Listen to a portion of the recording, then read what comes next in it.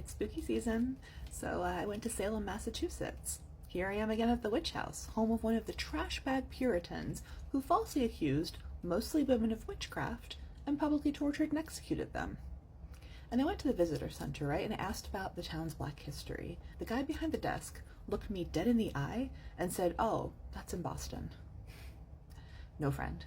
Black people existed everywhere, and I want to know what they did in Salem. Yeah? Why? Hi, I'm Angela. I'm a professor. I wrote a book on slavery, and my job has taught me that Black people's history is the first to be erased everywhere. So now, it's the first thing I look for when I travel. We're at the final installment. So part 1 was Tituba, who got wrapped up in the Salem witch trials. Part 2 was the significant Salem slave trade. Part 3 were the Black Abolitionists of Salem. Part 4 was the lost grave of Venus Chew. That brought me to her husband, Henry Chew, and that took me to part 5. Charles Augustus Benson, the Black sailor who wrote 4 volumes of diaries in his 20 years at sea traveling the world. And since wherever there are sailors, there are usually soldiers as well. So let me tell you about our final installment of Black Salem's history. Note, it's not because I ran out of Black people and stories. There's a ton more I didn't even touch, but because I ran out of spooky season.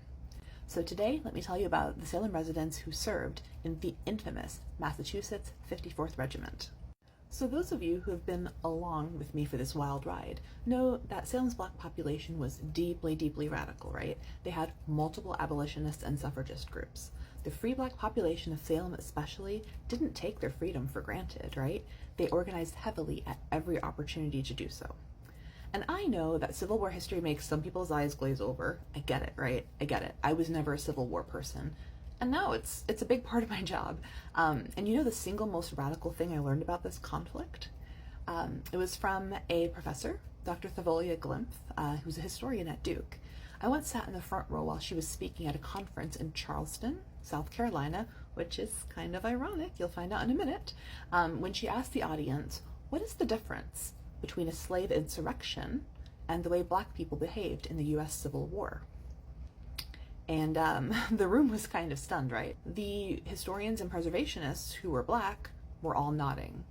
The historians and preservationists who were white, including me, were sort of scratching our heads, right? That's because we were stunned, right? Because once you re-examine the Civil War from only a Black perspective, right? Looking only at Black actions and outcomes, this event is indistinguishable from a slave revolt. Let that sink in. Slave revolts are 1,000 times more interesting than civil wars, right? And that, my friends, started a lifetime of my asking, but how did this look to the Black people involved? And suddenly, what I saw as this fusty old argument between racists became a fertile ground for teaching the history of why we are the way that we are as Americans. So, with all of that, let's talk about the 54th. And if you've ever seen the film Glory, you already know, don't cry, don't cry, don't cry. So I'm sure many of you know, the USCT, the United States Colored Troops, were the segregated regiments of our US Army. And these regiments were composed almost entirely of volunteers, and the majority of these soldiers had been enslaved when they were younger. Many of them went from the experience of enslavement to being handed a gun that they could point at their former enslavers. The Massachusetts 54th, however, is sort of an exception to this, right? They were a group from Massachusetts, which had already abolished slavery in that state like 70-ish years before the Civil War. So I'm here at Cedar Street, and it does look a little different than it would have been, but this is where the majority of Salem's volunteers for the 54th lived when they enlisted in the war. It was close to Pond Street, where most Black sailors lived, and in fact, a few of Salem's Black soldiers came from mariner backgrounds, right? But when it was time for the Black Massachusettsians to sign up, they all stood up, right?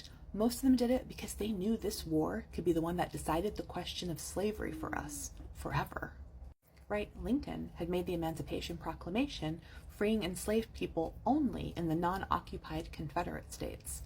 But Black people, inspired by Frederick Douglass and others like him, knew that if they fought well and beat back the enslavers, that there was a really good chance that they could end the institution for good. Well, so many Black people from places like Salem stepped up that the 54th Regiment of Massachusetts filled up, and they had to create a whole new regiment, the 55th, to bring everyone along. Together, they marched into South Carolina, where, needless to say, they slayed. So some of Salem's black residents that I found in the 54th and its sister regiment in the 55th were Simeon J. Wheatland, Charles G. Chipman, George B. Coleman, Francis H. Fletcher, and Thomas C. Wilson, whose house was somewhere on Pond Street there. And though there's not a lot physically left of the black residents of Salem, Massachusetts, it's still important to visit these sites, right? To see where they walked, imagine how they lived, and to make room in your mind and your heart for their stories. So if you're still here, I just want to say thank you so much for hanging out with me as I educated myself about Salem's black history.